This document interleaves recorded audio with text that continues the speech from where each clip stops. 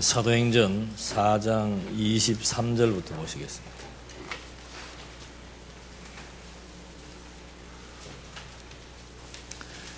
사도행전 4장 23절. 사도들이 풀려난 후에 동료들에게 가서 대제사장들과 장로들이 자신들에게 말한 것을 다 전하였다. 그들이 듣고 한 마음으로 목소리를 높여 말하였다. 대주제시여, 주께서 하늘과 땅과 바다와 그 가운데 모든 것을 지으시고 주님의 종 우리 조상 다윗의 입을 통해 성령으로 말씀하시기를 어찌하여 민족들이 분노하며 백성들이 헛된 것을 꾸미는가. 주님과 그분의 그리스도를 대항하여 세상의 왕들이 일어나고 통치자들이 함께 모였다 하였으니 그들이 과연 주께서 기름 부으신 주님의 거룩한 종 예수님을 대적하여 헤롯과 본디오 빌라도가 민족들과 이스라엘 백성들과 함께 이 성읍에 모였기 때문입니다. 이는 주님의 손과 뜻으로 이루려고 미리 정하신 것을 다 행하려는 것이었습니다. 주님, 이제 그들의 위협을 살피시고 주님의 종들에게 주님의 말씀을 담대하게 말하도록 하소서. 주께서 손을 펴서 병을 낫게 하시고 주님의 거룩한 종 예수님의 이름으로 표적들과 놀라운 일들이 일어나게 하소서. 30절까지 말씀 봉독해 드렸습니다. 지금 현재 그 성령이 임해서 복음이 전파되고 있는데 표적과 핍박을 통해서 복음이 전파되고 있습니다. 그러니까 이 표적과 핍박을 통해서 복음이 전파된다라고 하는 것은 그냥 단순하게 사도들이 복음을 전하는데 어려움이 많았다, 그리고 박해를 받았다, 이런 차원이 아닙니다. 우리가 지금 늘 가장 중요하게 생각하고 있는 성경의 원리, 그것은 언약과 성취라고 했습니다. 그 언약과 성취가 중요한 이유는 바로 언약과 성취의 계시적 원리를 통해서 우리에게 하나님의 존재, 살아계심, 하나님은 지금도 존재하신다 라고 하는 사실에 대한 확정을 주기 위한 근본적인 목적을 가지고 있습니다. 우리가 교회에 나오는 이유도, 오늘 모여서 성경을 같이 상고하는 이유도 다른 데 아무런 관심 없습니다. 우리의 목표는 오직 우리가 정말 의지하고 있는 의지의 대상, 그분이 정말 살아계신가, 그리고 살아계신다면 그분은 어떤 능력을 갖고 어떤 방법으로 섭리를 해나가시는가, 그것에 대한 확인 작업이에요.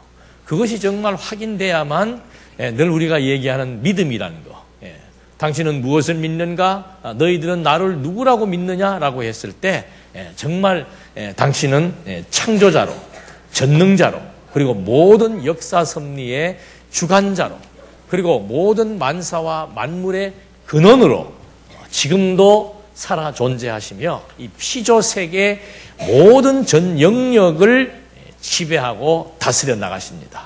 이게 우리의 믿음의 신앙 고백이죠. 그거에 대한 확신이 있어야 우리는 그분을 의지하고 사는 겁니다. 그러니까 인간은 하여튼 의지하지 않으면 안 되게 되어 있습니다. 현대인들은 의지할 대상이 없기 때문에 정신질환에 많이 걸리게 되죠. 뭐 공황장애, 우울증, 분리장애, 불안자, 나는 뭐 그렇게 뭐가 많은 줄 몰랐어요. 친한 사람과 이렇게 떨어지게 될 때 오는 막 공포심, 두려움, 심장 박동수가 막 빨라지는 거. 별다른 이유가 없는데 괜히 자꾸 우울해지고 죽고 싶다 그래서 뭐 그냥 예사로 뛰어내리고, 그리고 막 강박증이 생기고 공황장애가 생겨서 무엇이 천장이 그냥 하늘에서 무너질 것 같고, 그 근본 내면의 깊은 세계 속에는 태어나면서부터 지금까지 나도 모르는 상처들이 다 있는 거예요. 그게 바로 우리의 죄성입니다. 죄라고 하는 것은 하나님이 하지 말라, 그거 했다, 이거는 뭐 신학적인 어떤 출발에서 이해하는 죄지만, 그런 죄성들이 우리 내면 세계에 어떻게 작동하는가, 왜 그런지도 잘 몰라요. 요즘은 그 심리 상담을 많이 하기 때문에, 내가 왜 이럴까? 왜 다른 사람보다 이렇게 자꾸 분노가 빨리 일어날까? 나는 왜 이렇게 조금만 무슨 일이 있으면 심장이 이렇게 막 벌떡벌떡 뛸까? 별것도 아닌 일에 왜 이렇게 몸이 자꾸 이렇게 가라앉을까? 하면서 여러 가지 심리적인 문제, 정신적인 문제가 결국은 많은 요인이 있었지만 그것을 치료하기 위한 가장 근본은 뭔가 하면은 내 모든 걸 다 맡기고 다 털어놓고 의지할 수 있는 그런 어떤 대상을 만난다면은 그것은 우리 인간에게 주어지는 최대의 행복일 수 있는 겁니다. 그저께 우리 신갈렙 선교사님들도 강력한 메시지를 던졌잖아요. 여러분 행복하십니까? 딱 물을 때 행복합니다라고 손들 사람 제가 볼 때는 뭐 저부터도 뭐 그렇게 뭐 행복합니다 막 이렇게 기뻐 날뛰면서 소리 지를 정도는 아닌 것 같아요. 아직 제 신앙도 뭐가 마음에 안 드는 게 많이 있는 거죠. 뭔가가 미래에 대한 두려움도 있고 불안감도 있고 이런 것들이 왜 그런가 따지고 들어가면 전부 믿음이에요. 믿음. 내가 의지하고 있는 그 대상에 대한 확신. 이거는 뭐 완전해지려면 옷을 벗어야 되죠. 이게 하나님에 대한 믿음을 갖게 하는데 가장 큰 장애 요소는 뭔가? 우리 육체예요. 이 욕심 덩어리예요. 모든 것을 내 기준으로 정하고 모든 분량도 정하고 시기도 정하고 모양도 정하고 뭐 하여튼 전부 인간은 타락한 이후로부터 자기 중심이 되어서 자기가 모든 것을 다 설정해 놓고 그리고 또 안 한다고 생각을 하고 있고 다 해요. 나는 우리 애들에게 정말 민주적으로 자유롭게 하고 싶은 대로 다 하면서 키웠습니다. 그건 내 생각이지요. 애들한테 한번 물어보십시오. 너 엄마 아빠가 정말 너에게 자유롭게 했는가? 내가 너희들에게 부담은 주지 않았는가? 애들은 그거 다 기억, 좋은 거는 잘 기억 못 해도 나쁜 거 그걸 잘 기억하더라고. 그러니까 완전히 자가당착이고 자기 착각 속에 살아간다 이거죠. 그래서 정말 사도행전의 내용들도 다 따지고 보면 근본적으로 이것을 왜 기록했는가? 우리들로 하여금 하나님 확실히 살아계신다. 그리고 이분은 무슨 일을 어떻게 해나가시는가? 철저한 자기 계획입니다. 우리의 의사, 우리의 뭐든 가도 상관없어요. 그냥 철저하게 자기가 세워놓은 당신의 계획에 준해서 1.1분 1초도 변함이 없고 변개가 없이 그대로 섭리해 나가신다라고 하는 거. 그래서 지금 사도들이 복음을 전하면서 핍박을 지금 받고 있습니다. 핍박을 받는 사건, 표적을 보여주는 사건. 이것이 그냥 되는 일이 아니라 이 말이죠. 그러니까 예수님이 여기 우리 엊그저께 뭐 선교에 대해서도 공부를 했습니다마는 예수님은 결국 인간의 몸을 입고 세상 이 땅으로 오신 겁니다. 오신 이유가 바로 뭔가? 이거 하나밖에 없어요. 나를 본 자는 하나님을 본 자다. 그리고 어떻게 오셨는가? 세상 안으로 왔다라고 하는 것은 우리와 같이 호흡을 하고 우리와 같이 산다는 얘기예요. 그래서 이 신앙이라고 하는 거, 우리가 그리스도를 믿는다는 그 그리스도, 이건 우리와 같은 성정과 같은 모양과 같은 삶을 함께 하지 않으면은 우리가 그분을 알 수도 없고 믿을 수도 없는 거죠. 그래서 신이 인간의 몸을 입고 여기 오셨다는 것은 그 이상의 큰 선물이 없는 겁니다. 오신 것은 뭔가? 비밀을 알게 하려고 하는 거죠. 비밀. 이 비밀은 다른 것 없습니다.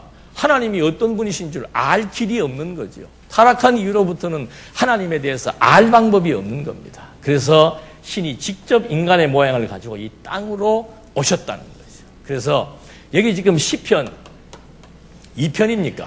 어찌해서 열방들이 뭐하냐?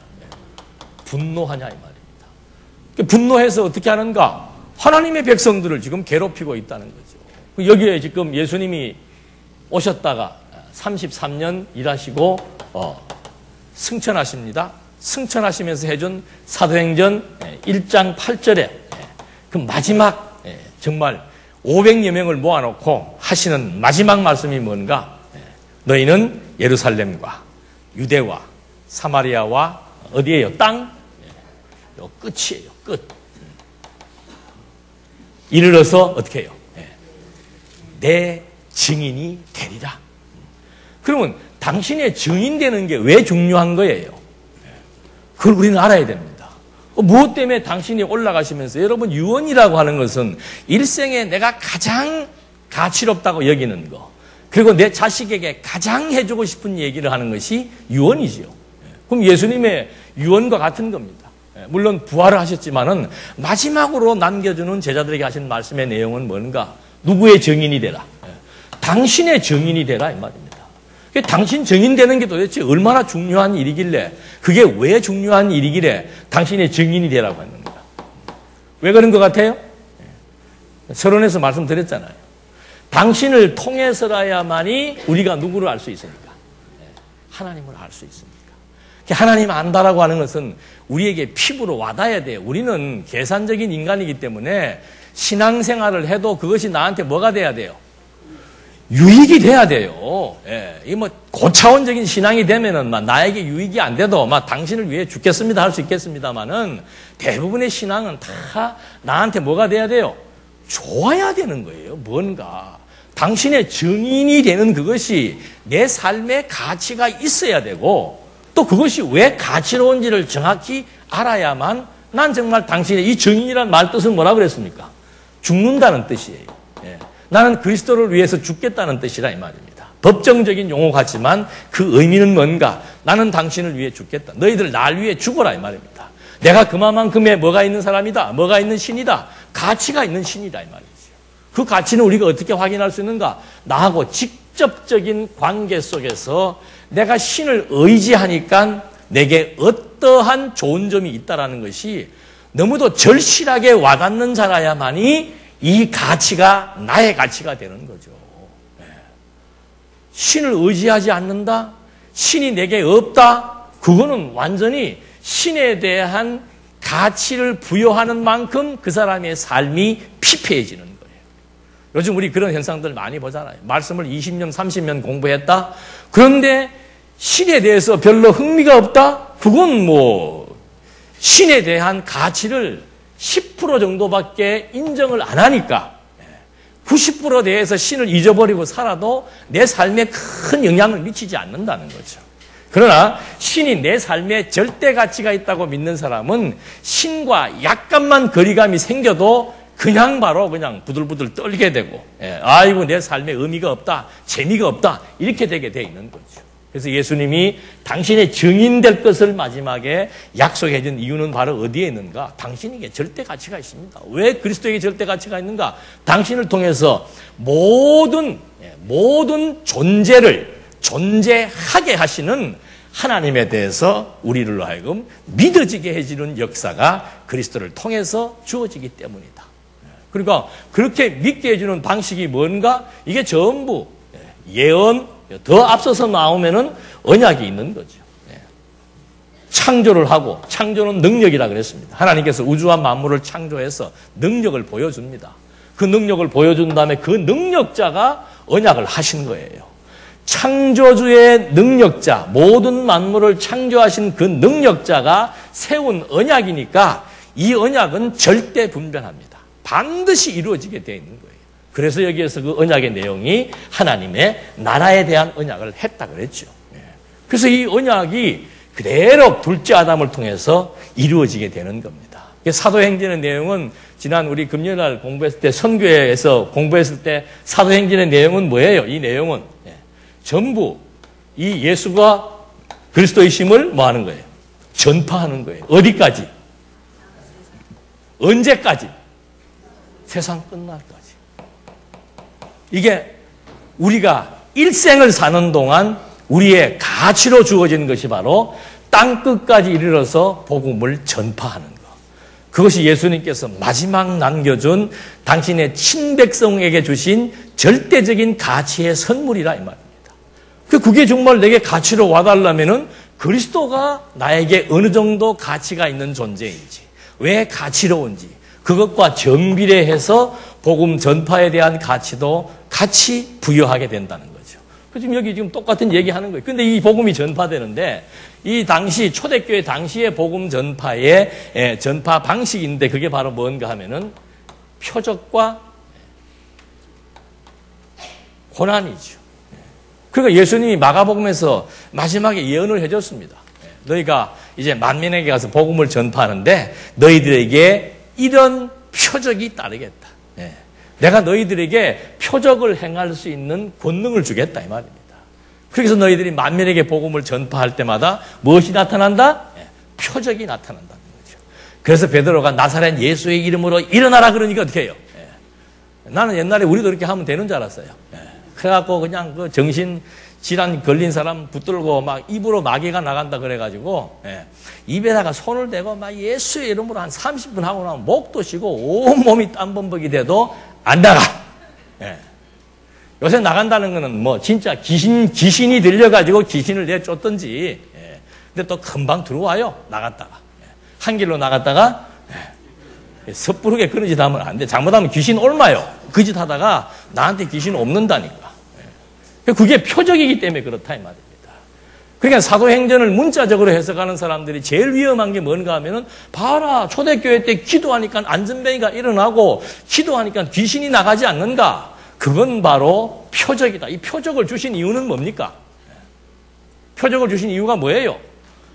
지금 바로 앞에 무엇이 될 것이다? 내 증인이 될 것이다 이 말입니다. 그러면 우리가 당신의 증인이라는 것을 알게 할 수 있는 표적이 바로 뭔가? 당신만이 행할 수 있는 권능을 요 시대에 이 사람들에게 주겠다는 거죠. 사도들에게. 그래서 직접적으로 바로 승천하신 그분이 약속이 또 뭐였어요? 세상 끝날까지 함께 하시겠다. 어떻게? 성령을 보내가지고. 이게 전부 언약과 성취, 언약과 성취. 그래서 우리는 그리스도를 볼 때마다 이분의 정체성은 뭔가? 하나님의 언약대로 구약에서 역사를 통해서 언약을 했고 시가서를 통해서 속성을 언약을 해줬고 선지서를 통해서 그의 죽음과 부활을 다 언약해 줬는데 그 언약 그대로 역사적인 족보를 따라서 오셨고 그의 모든 생애가 전부 구약의 언약대로 성취된 것이다. 그러니까 누가복음 마지막 장에서 24장 44절인가요? 구약의 모세와 시와 선지가 다 누구에 대하여? 내게 대하여 말한 것 그걸 내가 지금 그대로 다 성취했노라. 이제 믿겠지 그 말이에요. 너희들 내가 누군지 믿겠지? 그러니까 나가서 나를 전파해라 이 말입니다. 왜? 내가 모든 만물의 근원이고 모든 것의 주관자고 나를 통해서 여러분들이 정말 의지해야 될 대상인 여호와 하나님에 대한 존재를 확증할 수 있기 때문이다. 그런 맥락에서 지금 이렇게 계속해서 초대교회 당시에 이런 표적을 주었고 고난도 마찬가지예요. 고난도 표적이에요. 주인보다 나은 종이 없다는 말을 너희들은 듣지 않았느냐. 그 세족식 하면서 했다고 그랬죠. 제자들의 발을 씻겨주면서. 그러니까 제자들은 무슨 깊이 있는 말을 해줘도 이해를 못하는 거예요. 발 씻겨준다 그러니까 몸 씻겨달라고 그러고 애기들도 아니고 베드로가 이렇게 주책을 부린다니까요. 그러니까 예수님께서 그에 대한 해석의 문제를 15장입니까? 거기 가서 그 말을 하는 거죠. 주인보다 나은 종이 없고 스승보다 나은 제자가 없다. 그 이유는 바로 뭔가? 그게 표적이다. 스승이, 주인이 뭘 받았으니까? 십자가의 고난을 받아서 죽으셨다 이 말입니다. 엄청난 모욕과 조롱과 핍박을 마지막에는 죽음의 자리에까지 들어갔다는 거죠. 그것처럼 너희가 나의 제자된 표적은 바로 뭔가? 내가 행했던 표적을 행할 수도 있고 내가 받았던 능력을 너희들도 받게 된다. 그러니까 사도 요한 하여튼 거의 다 사도들이 다 결국 나중에 가서는 다 순교를 하게 된 거죠. 그러니까 이것이 그 시대의 하나의 표적적인 사건으로서 고난과 권능을 행하는 메시아의 권능을 행하는 그런 일들이 발생을 했는데 지금 문제는 뭔가 하면 복음을 전하다가 끌려간 거예요. 끌려가서 매를 맞고 이제 풀려났단 말입니다. 끌려가서 매를 맞고 고문당하고 풀려났는데 당연히 이제 그런 무리들이 모여가지고 뭐 하겠습니까? 우리 같으면 뭐 하겠어요? 매 맞고 풀려나고 감옥에서 나왔으니까 두부 먹일 거예요? 모여서 뭐 합니까? 나 두부는 왜 먹이는지는 모르겠어요. 기도를 한단 말입니다. 그 기도의 내용에서 지금 이런 말이 나오는 거예요. 지금 우리가 고난받았는데 고난받은 이유가 바로 뭔가? 이미 다 시편에 예언된 대로 된 것이다 이 말입니다. 어째서 왜 열방이 분노하냐? 아니 예수가 그리스도라는 사실을 증거하고 다니는데 이렇게 엄청나게 기쁜 소식을 전하고 있는데 하늘에는 영광이 되고 땅에서는 기뻐하심을 입은 자들에게 평화가 주어지는 평화의 메시지를 증거했는데 왜 너희들이 지금 흥분하고 분노하고 그를 잡아다 가두고 때리냐 이 말이죠. 이유는 딴 것이 없다. 너희들이 매맞는 것이 바로 구약의 시편의 언약이 그대로 성취된 것이다. 그러니까 이 사람들은요, 본문에도 나옵니다. 매를 맞고 감옥 가서 매 맞고 고문당해서 풀려났는데 무슨 기도를 하는가? 하나님 아버지, 우리가 이들로부터 위협을 당했습니다. 그런데 우리가 위협당한 이유는 바로 뭔가? 이들이 하나님의 언약대로 예루살렘에 고관과 바리새인들, 높은 종교 지도자들이 예루살렘에 다 모여서 우리를 핍박하고 박해하도록 된 이것이 하나님의 정하신 뜻입니다라고 얘기를 하는 거예요. 여러분 한번 상상을 해보십시오. 저는 과거에 이 사도행전 보면서 그런 고민을 많이 했어요. 이상하다. 왜 매를 맞았는데 어떻게 해요? 여러분 우리 같으면 심정이 어떻겠습니까? 복음을 전했는데 끌려가서 매 맞고 고문당하다가 풀려 나오면은 어떤 마음이 들겠어요? 아니 내가 주를 위해서 일 좀 하려고 그러면 하나님은 어떻게 해요? 좀 좋은 마음을 갖고 좀 일 좀 하려고 그러면 또 뭐가 안 되기도, 무슨 일이 안 되는 것만 갖고도 우리는 화가 나요. 근데 이 사람들은 가서 복음 전하다가 무지막지하게 매를 맞고 고문을 당하고, 그 당시에 매는 이렇게 한두 대가 아닙니다. 보통 보면은 30대 이상 곤장, 39대, 40대 가면 죽는다 그러잖아요. 그런 매를 맞고 풀려났는데 이 사도들의 기도의 내용을 보니까는 그 매 맞는 고난의 의미가 하나님께서 언약하신 대로 우리를 매 맞게 하고 고난받게 하기 위해서 이 예루살렘 성에 그런 가해자들을 하나님이 불러 모아놓고 하나님의 뜻이 이루어진 결과가 되었습니다. 그러니까 여호와를 뭐 하는 거예요? 찬송하는 거예요. 요즘 우리 아들은 시대적으로 안 맞죠? 문화적으로 시대적으로 안 맞아. 우리는 장사만 좀 안 돼도 어떻게 해요? 무슨 일이 안 되면은 계속해서 기도할 때마다 뭘 붙여요? 어찌하여? 언제까지? 이런 거. 또 이런 기도도 요새는 또 안 하지 또. 다 하나님께서 다 해놨으니까. 다 해놓은 약속이 알아지면 그거 늘 생각하고 그게 늘 기다려줄 수밖에 없는 거예요. 약속 자체에 대한 가치 부여가 안 되니까. 약속을 했다는 것은 아는데 그 약속이 어느 정도로 가치 있는 약속인지 그거에 대한 내용을 잘 모르니까 그건 약속 하나 많아. 여러분 중요한 사람하고 약속을 하면은 일주일 뒤에 약속을 했으면은 정말 중요한 사람, 만나고 싶은 사람, 그 사람하고 일주일 뒤에 약속하면 일주일 내내 누구 생각하겠어요? 그 사람 생각할 거 아니에요. 우리는 근데 하나님 다 안다 그러고 하나님이 다 어쩌고저쩌고 했는데 기다려요, 안 기다려요? 기다릴 마음이 안 생기는 거라. 왜 그런가? 물론 하나님께서 마음을 안 주셔서 그렇겠죠. 근데 왜 그런가? 가치 문제예요. 가치 문제. 신이 내 삶에 있어서 어느 정도 영향력이 있는지에 대한 확고한 신앙이 없으니까 그다음부터는 신은 그냥 그때그때 내가 필요할 때 나하고 거래하는 정도의 신의 존재지 내 삶 전체를 이분이 지배를 하고 이분이 없으면 내가 정말 살아 숨 쉴 수도 없다라고 하는 사실조차 잊어버리고 사니까 별로 그렇게 간절하고 애절함이 없지요. 그래서 한 번씩 우리에게 응급실을 보내기도 하고 우리에게 엄청나게 어려운 일을 겪게도 하고 그냥 몸을 어떻게 운신할 수 없도록 포로가 되도록 만들어 나가게 섭리하신 이유가 바로 뭔가?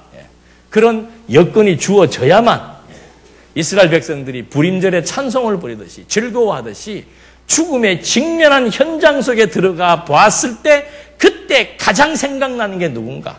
나는 아무것도 할 수가 없습니다. 정말 그렇잖아요.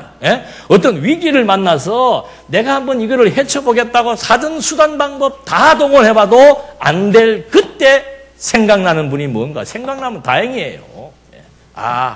정말 내 인생에 당신밖에 없습니다.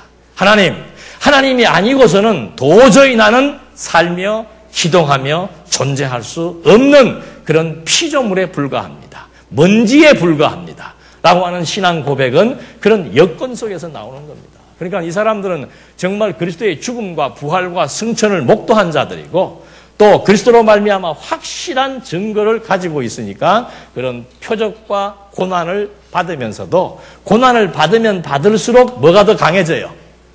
믿음이 더 강해지게 되는 거죠. 왜? 그리스도가 지금 나와 함께하고 있다는 것에 대한 확증이 고난이에요. 그래서 이 시대의 고난이 지금도 마찬가지고요. 내가 고난을 겪고 있다는 것은 하나님이 날 미워서 그러는 게 아니고 하나님의 백성인데 하나님이 함께 하시고 있다는 증거입니다. 그 문제가 해결되는 것도 마찬가지고요. 하나님이 함께 하고 있다라고 하는 것에 대한 증거죠. 그래서 이 지금 엄청난 어려움을 겪고 난 사도들이 이렇게 여호와를 도리어 찬양할 수 있는 이유는 바로 뭔가? 이것이 전부 언약대로 이루어진 사건이므로 그 사건을 통해서 그리스도의 약속이 지금도 실현되고 있음을 몸으로 느낄 수가 있고, 그래서 이들의 모든 삶의 궁극점이 하나님이라고 하는 사실을 알기 때문에 저런 맥락 속에서 저런 기도를 하게 되는 겁니다. 그래서 이들이 모여서 정말 주님의 손과 뜻으로 이루기 위해서 미리 정하신 것을 다 행하기 위한 것이 바로 자기들이 감옥 가서 위협받고 고통받고 매맞은 것이었다 하면서 31절 그들이 기도를 마치자 그들이 모여있던 장소가 뭐예요? 진동했다는, 이게 이제 표적이에요. 표적. 기도하니까 장소가 진동하였고 모두가 성령으로 충만하여 하나님의 말씀을 어떻게 해요? 담대하게 전하더라. 그러니까 우리는 말씀 전하면 죽인다 그러면은 위축이 되는데 뭐가 충만하니까? 성령이 충만하다는 건 뭐예요? 성령이 충만하다는 건 예수 그리스도에 대한 확실한 믿음이 발생한다는 거죠. 왜? 이것이 표적이니까. 지금 내가 매맞는 걸 통해서 그리스도의 언약이 그대로 실현됐다는 것을 아니까 그리스도가 나와 함께 한다는 것이 너무도 분명하게 믿어지고, 그리스도가 땅 끝까지 이르러 내 증인이 되게 하시겠다는 그 약속이 확실하게 믿어지니까 더욱더 뭐가 생겨요? 두려워하는 게 아니고 담대함이 생기는 거죠. 그래서 빌립보서에서 복음을 우리에게 주신 은혜는 복음을 깨닫게 하신 이유는 뭔가? 복음을 위해서 협력하는 것도 있지만 그 다음에 뭐가 나와요? 두려워하지 않게 하기 위한 것이라 그 말입니다. 여러분, 사람이 느끼는 그 아픔 중에서 제일 무서운 게 뭔가 하면 공포심이에요. 공포심. 그게 공황장이 아니에요. 이 지금 천장이 무너져 내릴 것 같다니까. 우리는 안 그렇잖아요. 지금 천장은 천장대로 있잖아요. 근데 공포심이 있는 사람은 누워서 천장을 보면 계속 이 등이 내 얼굴에 어떻게 해요? 그런 분 계세요 혹시? 떨어질 것 같다 이 말입니다. 이 등을 바라보면서도 때로는 공포심을 느끼는데, 매를 맞고 죽인다고 위협을 당하고 나왔는데 어떻게 담대함이 생기냐 이 말입니다. 이게 확신신앙이에요. 확신신앙. 그 확신신앙은 어디에서 왔다고요? 우리가 당하는 이 고난이 전부 하나님의 때를 하나님이 맞추어서 하나님이 하셨다는 사실을 우리에게 확정시켜 주었기 때문에 우리는 어떤 상황과 여건 속에서도 두려움이 안 생기고 도리어 담대함이 생겨서 그리스도의 약속대로 계속해서 복음을 뭐 하는 거예요? 전파하는 거예요. 그러니까 복음 전파는 뭐 엊그저께도 얘기했습니다만 하나님께서 땅을 뭐 하라고 그랬어요? 생육하고 번성하고 땅을 뭐 해라? 정복하고 다스리라. 그것이 아브라함의 시대에서는 실제로 가나안 땅을 정복을 했고, 실제로 아브라함의 혈통을 따라서 생육하고 번성을 했고, 실제로 유다지파 다윗 때 통일 왕국이 이루어져서 나라가 세워졌지만, 이것이 실체적인 생육 번성과 땅 정복과 다스림의 하나님의 나라는 어떻게 이루어지는 겁니까? 그리스도의 말씀으로 거듭나게 하고, 그리스도의 말씀을 어떻게 해요? 땅 끝까지, 세상 끝날까지 뭐 하게 하는 겁니까? 전파하게 하는 겁니다. 그러면 그리스도의 말씀으로 다스림을 받는 하나님의 나라가 그리스도를 통해서 자기 백성들에게 그대로 성취되어져서 하나님의 나라의 백성들이 어려움이 있거나 형통함이 있거나 상관이 없다 이 말입니다. 공고하거나 형통하거나 그것이 상관이 없이 그대로 우리의 심령 속에 하나님의 나라가 의와 희락과 평강이 이루어지는 놀라운 역사, 그 담대함이 끊임없이 복음을 전파하고 싶은 열정을 갖게 하고, 그 열정이 모든 상황과 여건을 초월해서 담대함으로 교회를 세워나가는 그 아름다운 역사의 일꾼으로, 사역자로 써나가신다 이 말입니다. 그래서 예수님도 염려하지 마라, 두려워하지 말라는 거 아니에요. 제발 무슨 일 앞에 있을 때마다 두려워하거나 염려하지 마라 말입니다. 다윗이 어디에서 담대함이 생기는 거예요? 다윗의 무기는 요만한 돌이에요, 돌. 다윗이 돌을 의지해서 담대함이 생겼겠습니까?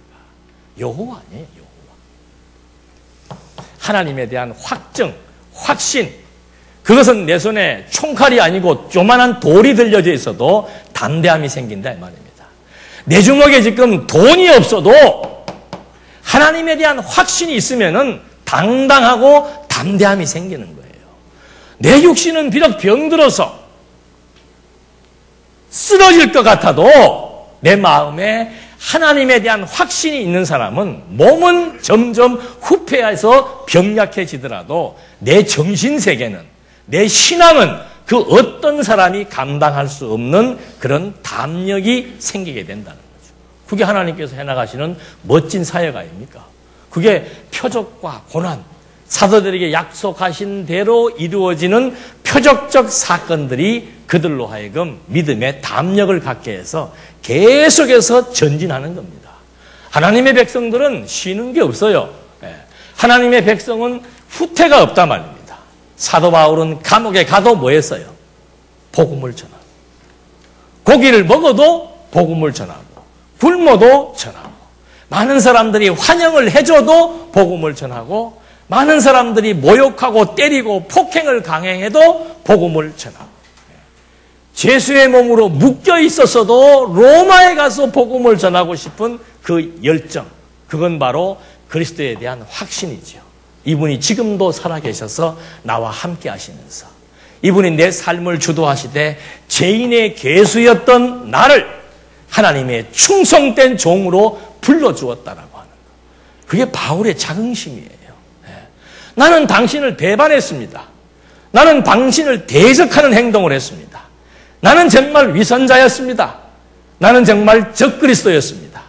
그런데 많은 사람들은 그를 부정하고 불신했지만 그리스도 한 분이 사도 바울을 불러 세웠어.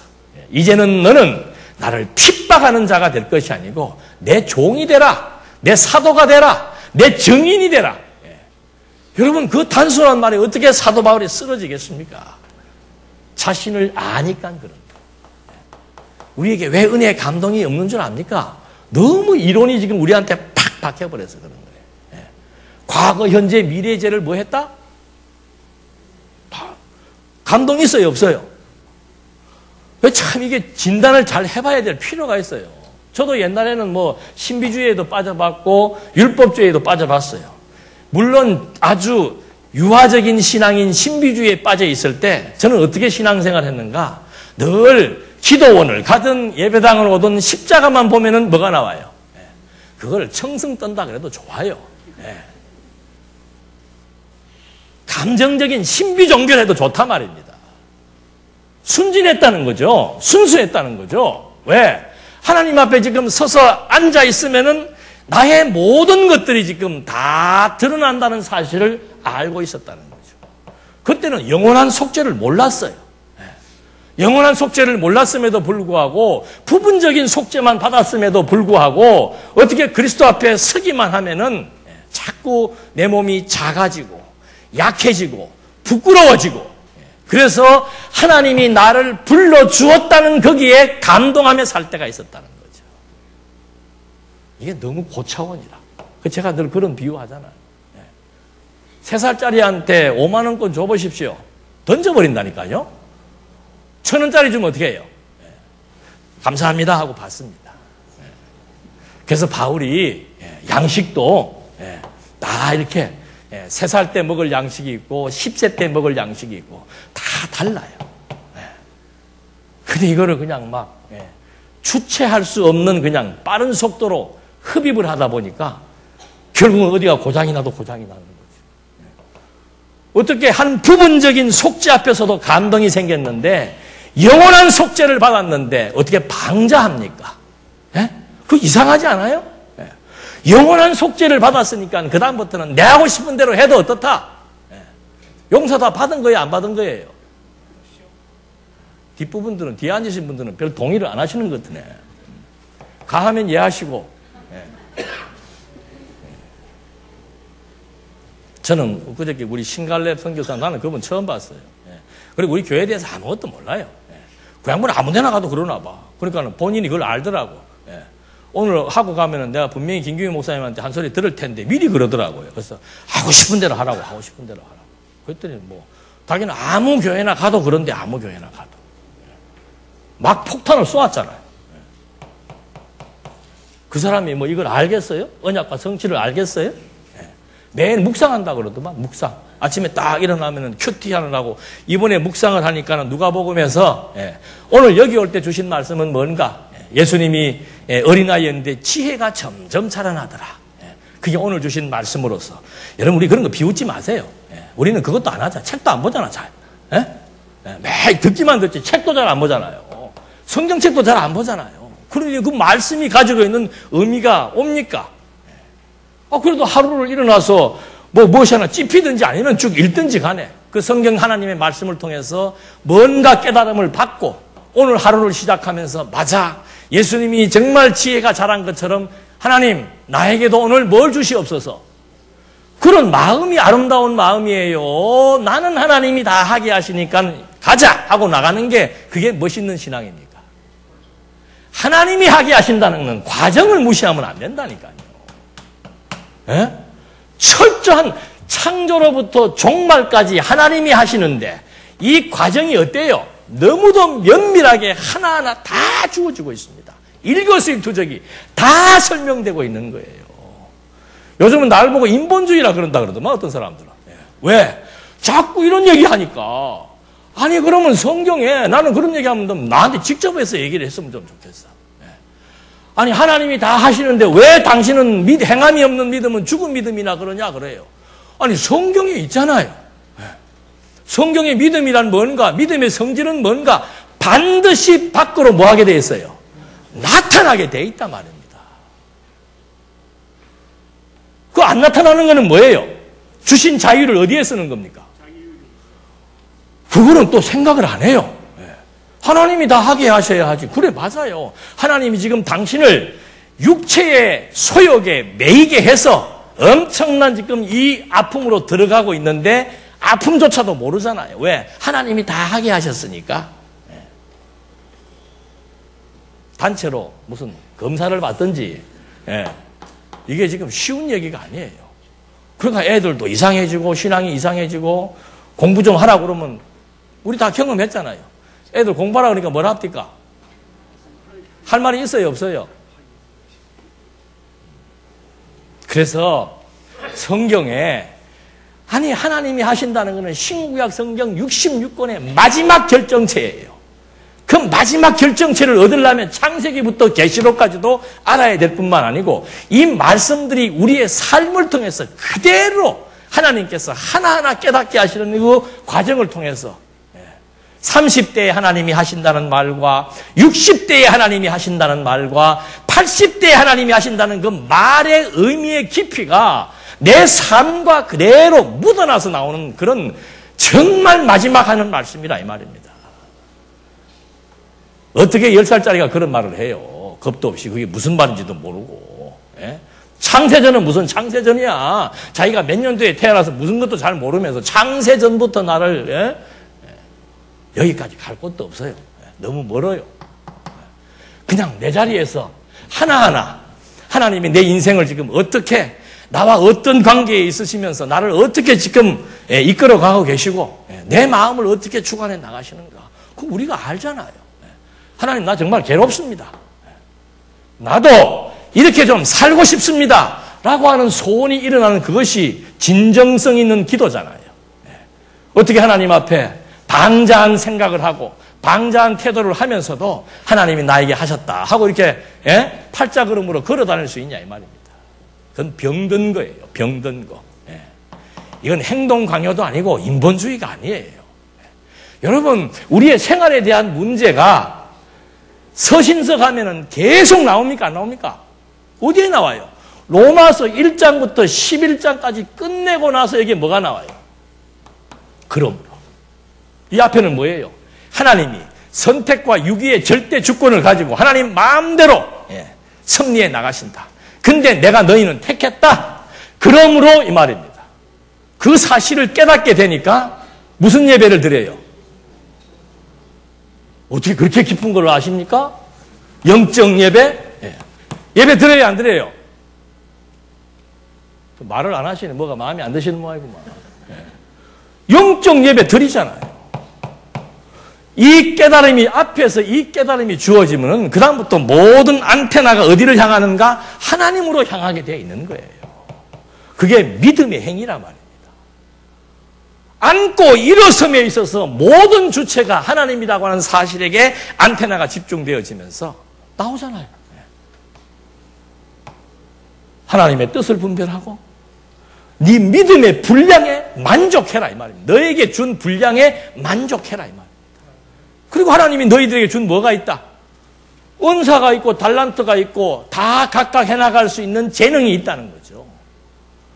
아니 다 예언자겠는가? 다 방언하는 사람이겠는가? 다 무슨 뭐 믿음이 강한 자인가? 아니에요. 다 분량이 다릅니다. 다 분량이 다르고 다 재능이 다릅니다. 하나님이 각각에게 재능과 분량을 준 것을 하나님의 절대 주권을 1장에서 11장까지 설명했기 때문에 그것이 인정이 되고 공감이 되는 거예요. 그래서 다른 사람하고 비교하지 않는 겁니다.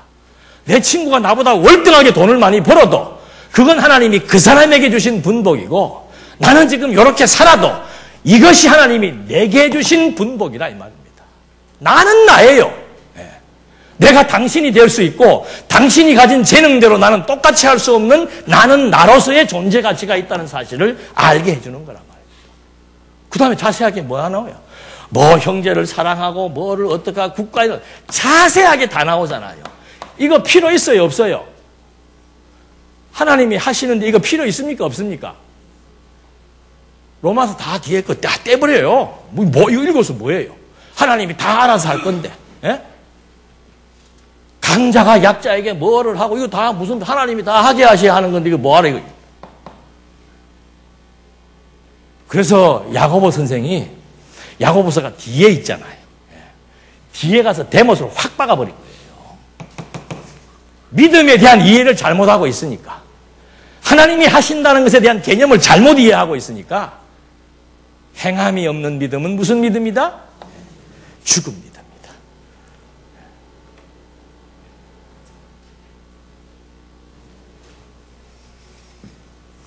이런 얘기를 조용하게 했으면 좀 좋겠는데 뭐 여러분들에게 제가 뭐 하기 위해서 하는 것도 아니에요. 제가 무슨 능력이 있겠습니까? 성경의 내용을 우리가 호도하거나 잘못 이해하게 되면은 내 신앙이 피폐해지는 겁니다. 내가 피폐해져요. 신앙생활 한 30년 하면은 막 행복에 겨워 살아야 되는 것이 성경적 논리잖아요.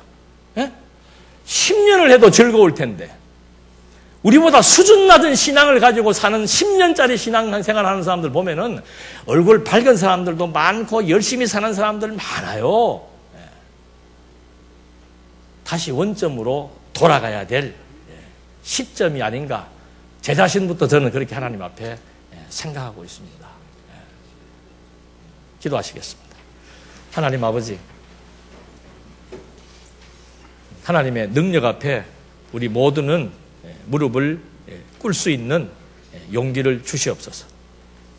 하나님의 사랑 앞에 다시 우리 모두가 감동할 수 있는 은총을 허락해 주시옵소서.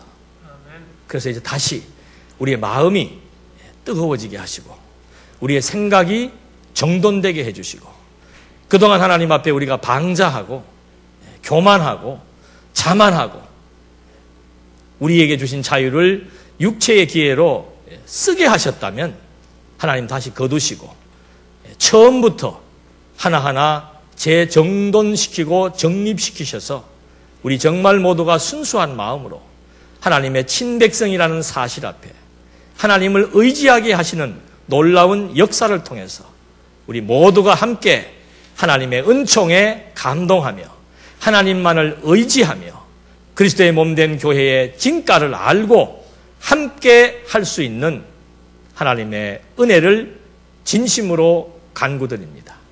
이 시대에 우리를 부르셨고 이 시대에 저희들에게 참된 말씀을 주셨습니다. 그 이유를 우리 모두 잊어버리지 말게 하시고 정말 작은 것에도 감사할 수 있도록 하나님 함께해 주시옵소서.